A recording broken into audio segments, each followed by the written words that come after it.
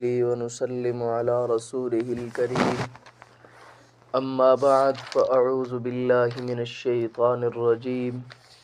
بسم الله الرحمن الرحيم وإذ قال ربك للملائكة إني جاعل في الأرض خليفة قالوا أتجعل فيها من يفسد فيها ويسفك الدماء ونحن نسبح بحمدك ونقدس لك قال انی اعلم ما لا تعلمون صدق اللہ العظیم۔ اس مقام پر رب تعالیٰ اس چیز کا تذکرہ فرما رہے ہیں جب رب تعالیٰ نے حضرت آدم علیہ السلام کو پیدا کیا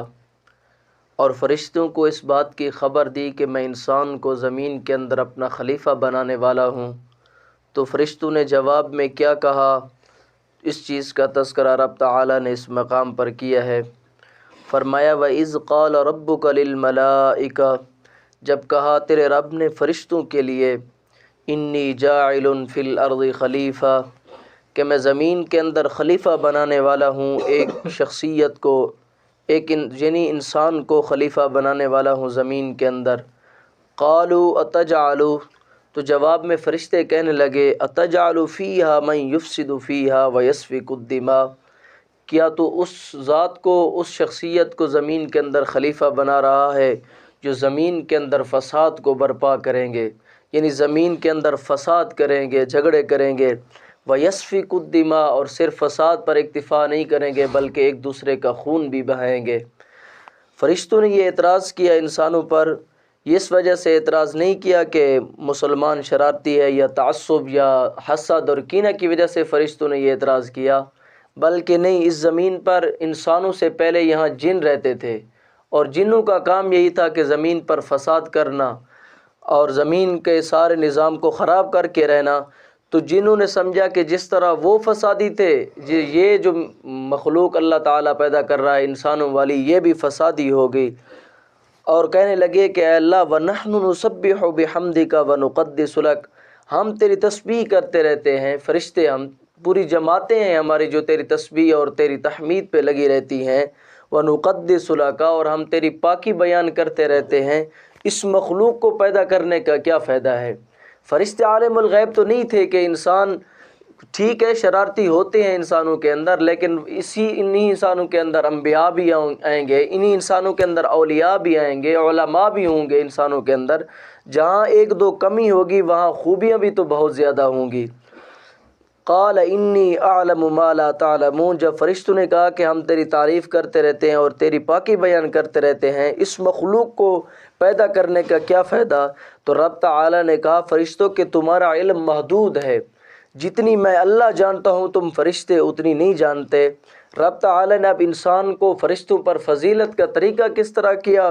اور فرشتوں کے سامنے یہ بتایا کہ جس کو تم فسادی کہہ رہے تھے، جس کے بارے میں تم یہ کہہ رہے تھے کہ یہ خون بہائیں گے ایک دوسرے کا، اس کا کتنا مقام ہے میں اللہ کے ہاں۔ وَعَلَّمَ آدَمَ الْأَسْمَاءَ كُلَّهَا ثُمَّ عَرَضَهُمْ عَلَى الْمَلَائِكَةِ، اور سکھایا اللہ تعالیٰ نے آدم علیہ السلام کو سب چیزوں کے نام۔ سب سے مطلب یہ نہیں ہے کہ رب تعالیٰ نے ما کان ما یکون کا علم حضرت آدم علیہ السلام کو دے دیا، یعنی کائنات کے ذرے ذرے کا علم حضرت آدم علیہ السلام کو مل گیا، بلکہ اس کا مطلب یہ نہیں ہے۔ اس کا مطلب یہ ہے کہ جو حضرت آدم علیہ السلام کی ضروریات میں سے علم تھا، جو حضرت آدم علیہ السلام کے لیے ضروری تھا، وہ رب تعالیٰ نے حضرت آدم علیہ السلام کو دے دیا۔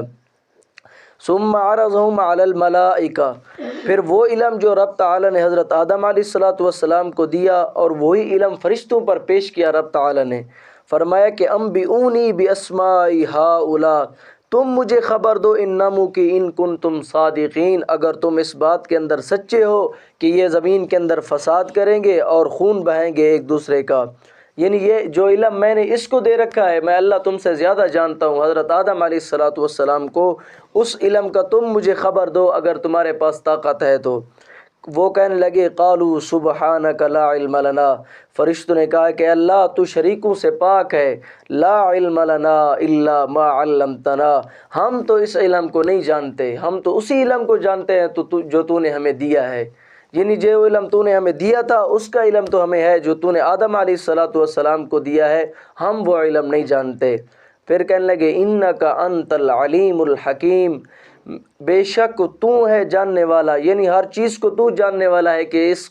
مخلوق کے اندر کتنی فیصد لوگ فسادی ہوں گے اور کتنی فیصد لوگ اچھے ہوں گے جو تیری رضا پر چلنے والے ہوں گے۔ الحکیم، اور تو حکمت والا ہے، یعنی تیرا ہر کام حکمت سے بھرا ہوتا ہے، یہ تیری حکمت ہوگی، تو نے انسان کو پیدا کیا ہے اللہ، ہم تیری حکمت پر راضی ہیں۔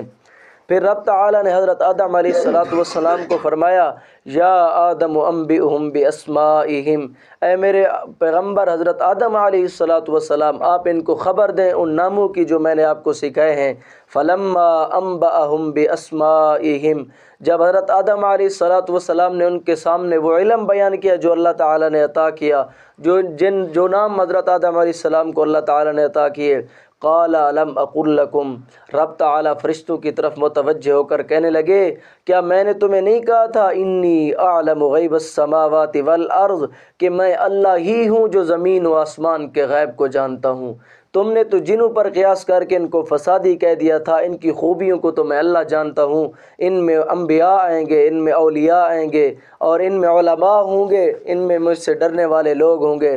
وَأَعْلَمُ مَا تُبْدُونَ وَمَا تَكْتُمُونَ، اور رب تعالی نے فرمایا کہ میں جانتا ہوں جو کچھ تم چھپاتے ہو اور جو کچھ تم ظاہر کرتے ہو، میں اللہ جانتا ہوں، یعنی میں سینوں کے رازوں کو بھی جانتا ہوں۔ یہ تمہارے سامنے ایک دوسرے کی بات پوشیدہ ہوتی ہے، میں اللہ کے سامنے تو کوئی چیز پوشیدہ نہیں ہے، میرے سامنے ہر چیز واضح ہے۔ رب تعالی سے دعا ہے عمل کرنے کی توفیق عطا فرمائے۔ ما علینا الا